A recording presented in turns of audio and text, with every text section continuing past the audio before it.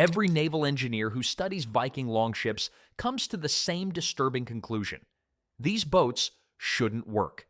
They break fundamental rules of shipbuilding that we still teach today. Yet they conquered coastlines across 3 continents. What did 9th century Scandinavians understand about water that modern engineers somehow forgot? Viking ships didn't just float, they bent. And that's not me being dramatic.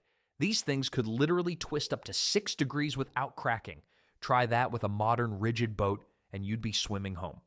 The secret? A building technique called Clinker construction. Each wooden plank overlapped the one below it, kind of like fish scales or the shingles on your grandpa's roof. Then shipbuilders riveted everything together with iron nails and sealed the gaps with tarred wool. Sometimes animal hair, whatever kept water out. Here's what made this genius. When a massive North Atlantic wave slammed into the hull, the ship didn't fight back. It flexed, absorbed the hit, moved with the ocean instead of against it. Compare that to Roman ships with their thick, rigid hulls. Those things were basically floating bathtubs. Strong, sure, but one wrong wave and timber started splitting. Now building one of these flexible monsters wasn't cheap. A single longship ate through about 60 large oak trees. That's an entire forest section for one boat. Communities guarded these vessels like they were made of gold. Because, honestly, they basically were. And the really wild part? No blueprints existed? None. Master shipbuilders passed down exact measurements through generations using only body parts as units. An arm's length here, a hand span there. The whole ship existed in their memory, not on paper. But this overlapping plank design had another trick nobody talks about. Damage at sea didn't mean disaster. A cracked plank could be replaced without tearing apart the entire hull. Mid-voyage repairs. In the ocean. That's like changing a tire while driving on the highway. Still, flexibility alone doesn't explain everything. Because the real terror came from where these ships could go. Here's the thing that made Vikings absolutely terrifying. Their ships needed only 20 inches of water to float. 20 inches. That's barely past your ankle.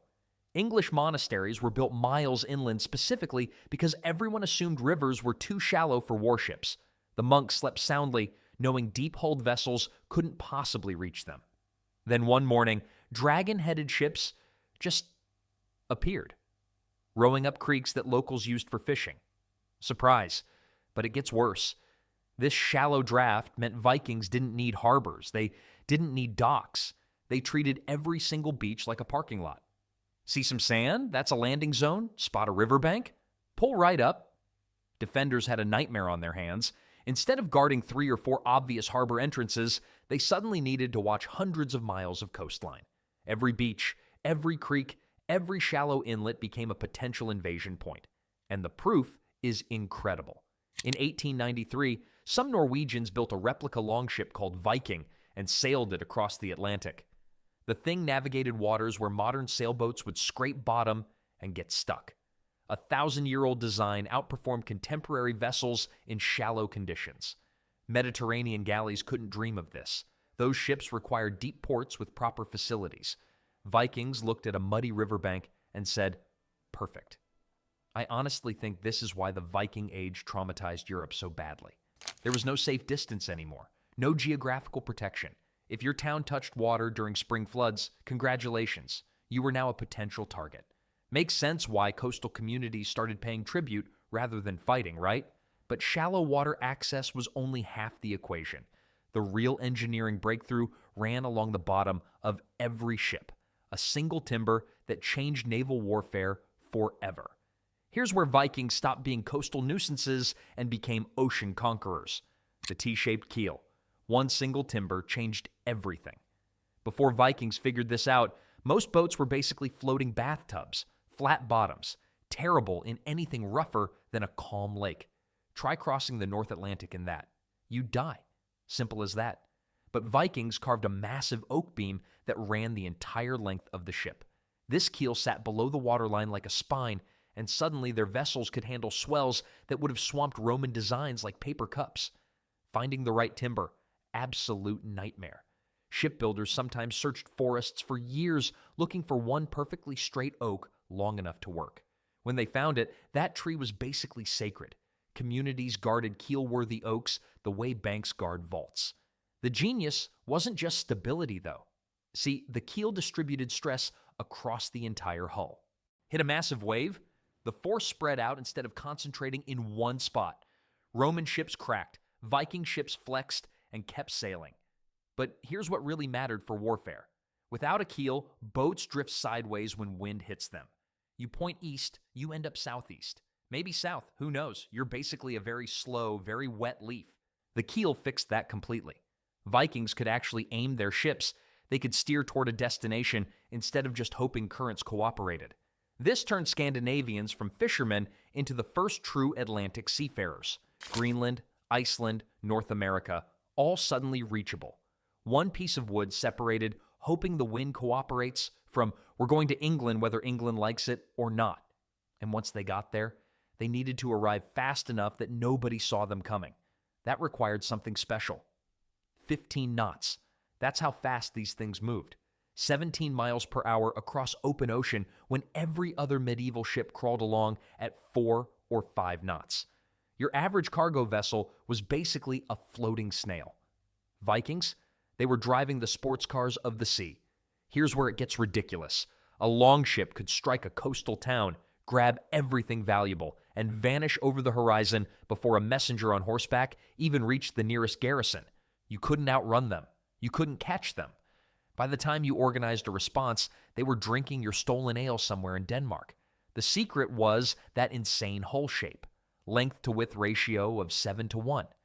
Most ships sat around 3-to-1, looking like bathtubs by comparison. That narrow design cut through water like a knife through butter. Zero unnecessary drag. And here's my favorite historical flex. During the 1893 Atlantic crossing, that replica longship actually outran its steam-powered escort vessel, a 1,000-year-old design beating modern technology. The escort ship was supposed to be the safety backup.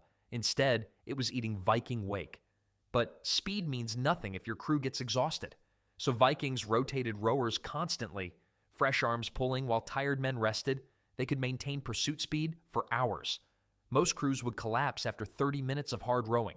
Vikings just kept coming. Then there's the wind advantage. When sails caught good air, everyone relaxed. When wind died completely, other ships sat helpless like ducks. Vikings grabbed oars and kept moving. No dead zones, no waiting, no mercy. Speed is terrifying, but it's useless without knowing where you're going. And crossing the open Atlantic with zero instruments, that required something almost supernatural. Here's where things get really interesting. Most ancient sails were made from linen. Sounds reasonable, right? Wrong. Linen leaks wind like a screen door on a submarine. Vikings figured out something better. They wove their sails from wool, and when wool gets wet, the fibers swell up and become nearly airtight. Your sail basically turns into a solid wall of wind-catching power while everyone else's canvas is letting precious gusts slip through. But here's what blows my mind about Viking sails. Each one required around 200 hours of spinning and weaving. That's not a typo. An entire village's women would spend a full winter producing just one sail. My grandmother spent 40 years knitting, and I don't think she put in that many total hours. The square shape looks primitive compared to triangular sails you see today. It wasn't.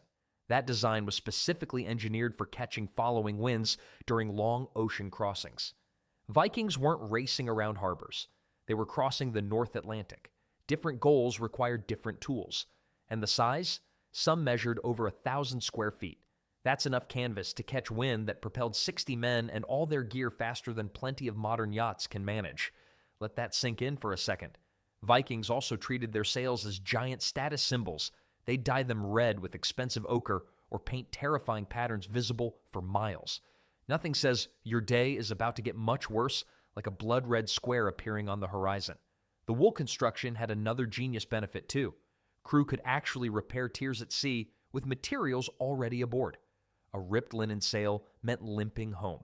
A ripped wool sail meant a quick stitch and back to business. But a perfect sail means nothing without a backup plan. And Vikings had the best backup system in maritime history. Here's where longships became truly unfair. Every other ship in medieval Europe had one power source, wind or oars. Pick one. Vikings said, why not both? and broke naval warfare. A standard longship carried between 24 and 50 oars, depending on size. Dead calm, no problem. Vikings kept moving at attack speed while enemy sailing vessels sat like sitting ducks. I've been stuck in traffic watching everyone else move. That's what it felt like facing a longship when the wind died. But here's the clever bit. Each oar hole had a small wooden disc that sealed shut when not in use. Raise the sail, close the holes, and suddenly your rowing deck wasn't flooding in rough seas. Simple solution. Took other shipbuilders centuries to figure out, and forget fancy benches. Rowers sat on their own sea chests, personal belongings underneath, workout station on top. Every inch of space pulled double duty. The tactical advantages were devastating. Want to approach a sleeping village at midnight? Drop the sail, grab oars. Now you're silent as a ghost. Defenders wake up to Vikings already on the beach. Then at dawn, raise sail and vanish before anyone organizes pursuit. Mediterranean galleys used oars too, sure, but their rowers were usually slaves or prisoners, exhausted men who wanted to be anywhere else. Viking rowers were the warriors themselves.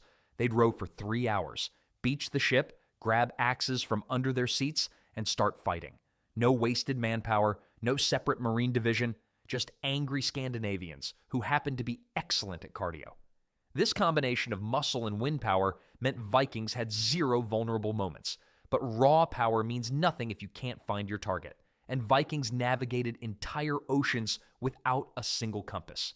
So Vikings built incredible ships, fast, flexible, terrifying. But here's the real question. How did they actually find anything? No GPS, no compasses, no maps worth using, just endless gray ocean in every direction. And yet, these sailors crossed the North Atlantic like it was a neighborhood shortcut. Their secret? They turned nature itself into a navigation system. Birds were basically their radar. Vikings memorized which species lived near coastlines, spot certain seabirds. Land sits within 100 miles. Simple, effective, free, but the bird trick gets better. During foggy crossings, navigators released ravens from the ship. If the bird circled and came back, no land nearby. If it flew straight and kept going, follow that raven. It knows something you don't. Then there's wave reading. Experienced pilots could detect land they couldn't see by studying how swells behaved. Islands and coastlines interfere with wave patterns. A skilled navigator felt these disruptions up to 20 miles out. I can barely read a parking garage sign from 20 feet. These guys read invisible water ripples from 20 miles. Watercolor mattered too. Deep ocean runs dark blue. But greenish water? That means shallow ground ahead. Coastline approaching, and the stars. Vikings memorized thousands of star positions. They calculated how high the North Star sat above the horizon, which told them their latitude. Not precise by modern standards, but precise enough to cross oceans. Now here's the weird part. Old sagas mention something called a sunstone. For centuries, historians assumed it was myth. Then scientists discovered that calcite crystals actually polarize light, revealing the sun's position even through thick clouds. Vikings had polarized sunglasses before sunglasses existed, but knowing where you're going is only half the battle. Landing there? That required something else entirely. Here's where longships become something truly nightmarish. Most warships throughout history needed one thing: harbors, docks, infrastructure. Vikings looked at that requirement and laughed. A longship could transition from ocean vessel to beach assault craft in under 2 minutes. Not an exaggeration. Warriors literally jumped over the sides into ankle-deep water, shields up, weapons ready. By the time defenders realized what was happening, 50 armed men were already sprinting toward them. But here's the clever bit. The bow and stern were nearly identical. Symmetrical. Why does that matter? Because Vikings could reverse direction without turning around. Imagine rowing into a narrow inlet, realizing it's a trap, and just rowing backward out of there. No three-point turn, no sitting duck moment, just gone. And the weirdest part? These ships weren't limited to water. Vikings used log rollers to drag entire longships overland between rivers. I'm not kidding. They'd pull boats across miles of land to reach waterways on the other side. It's like hot-wiring a shortcut through the countryside while your enemies guard the obvious routes. The Russians learned this the hard way. Vikings portaged whole fleets between river systems, traveling from the Baltic Sea all the way to Constantinople through inland waterways. Military planners of the era couldn't comprehend it. Their map said impassable. Vikings said challenge accepted. At 23 meters long but only 5 meters wide, these ships slipped through rivers that seemed impossible for anything carrying armed men. The rule was simple. If water touched a location during spring floods, Vikings could reach it. No monastery was far enough inland, no town was safe enough upstream, but raw capability only matters if enemies know you're coming. And that brings us to something even more effective than the ships themselves. Here's where things get psychological. Vikings understood something modern marketers spend millions trying to figure out. Fear travels faster than any ship. Those dragon heads on the prows, not decorations. Those were billboards for terror, designed to be recognized from the maximum possible distance. Imagine you're a farmer in northern England. You're up early, tending your field. You glance toward the coast and see it. That unmistakable silhouette. The dragon head catching morning light. Your stomach drops before your brain even processes why. That's not an accident. That's engineering. Some crews went further. They attached polished metal plates to their shield racks along the rails. On sunny days, these created blinding flashes visible for miles. It was like having emergency vehicle lights 800 years before electricity existed. You couldn't miss them. You weren't supposed to. And the timing? Deliberate genius. Vikings preferred dawn raids specifically because cooking fire smoke revealed exactly where settlements were located. They weren't just attacking. They were reading the landscape like a map drawn by their victims. But here's what really broke people. The shield walls displayed along ship rails weren't just protection. They were a head count. Defenders could literally count how many warriors were coming. 40 shields meant 40 fighters. Multiply that by however many ships appeared on the horizon. Most people did the math and ran. Communities that had survived previous raids developed a kind of PTSD. They recognized longship silhouettes the way we recognize ambulance sirens. One glimpse triggered evacuation faster than any warning system could organize. The battle was often won before a single arrow flew. But psychological warfare only works if you can back it up. And that brings us to what really made Viking raids unstoppable: the crews themselves. Every Viking on a longship could kill you. That's the difference nobody talks about. Other navies had sailors who sailed and soldiers who fought. Vikings? Every single man did both. A ship carrying 50 men landed 50 warriors. Not 20 fighters protected by 30 crew members who'd hide during combat. 50 trained killers who just rode across the North Sea and weren't even tired yet. Here's what made this terrifying. These weren't conscripted peasants handed a spear last Tuesday. Training started around age 12. By the time a young Viking joined his first raid, he'd spent a decade learning to row, fight, and do both simultaneously without falling overboard. And get this, each crew member funded his own weapons and armor. That's right, no government handouts. You bought your own sword, your own shield, your own chainmail if you could afford it. Why does this matter? Simple economics. A man who invested 2 years' wages into his equipment fights harder than someone handed a borrowed axe. He's protecting his retirement fund with every swing. But the real advantage? Unit cohesion. Ship crews usually came from the same village. You weren't fighting alongside strangers. Your rowing partner was your cousin. The guy watching your back had been your best friend since you were 7. Your father might be 3 benches forward. Professional armies spent months building this kind of trust through drills. Vikings showed up with it built in. Makes sense why they fought so ferociously, right? Abandoning your position meant abandoning family. So you had a ship full of self-funded warriors who'd trained together since childhood and would die for each other without hesitation. Terrifying crew. But even the best fighters need to eat. And Viking logistics might be the cleverest part of this whole operation. Here's where most medieval armies fell apart. Not in battle. At the dinner table. Moving soldiers is one thing. Feeding them? That's the nightmare nobody talks about. A typical medieval army needed wagon trains stretching for miles carrying grain, salted meat, and barrels of ale. One bad storm, one muddy road, and your entire campaign starves. Vikings looked at this problem and basically said, why bring food when we can just take yours? Longships carried almost nothing in terms of provisions. Some dried fish, skin bags for water that could be refilled at any river, Maybe some hard bread if someone's wife felt generous. That's it. The plan was beautifully simple. Land somewhere, take everything that isn't nailed down, eat well that night. Repeat tomorrow. But wait, it gets better. Raiders set up temporary camps on offshore islands where local defenders couldn't reach them. These became staging bases, completely safe from counterattack. They'd raid the mainland during the day, row back to their island fortress at night, and sleep like babies. Horses changed everything too. Vikings grabbed them from the first farms they hit. Suddenly, warriors could strike 30 miles inland within hours of landing, grab what they wanted, and return before anyone organized a response. And here's the really clever bit.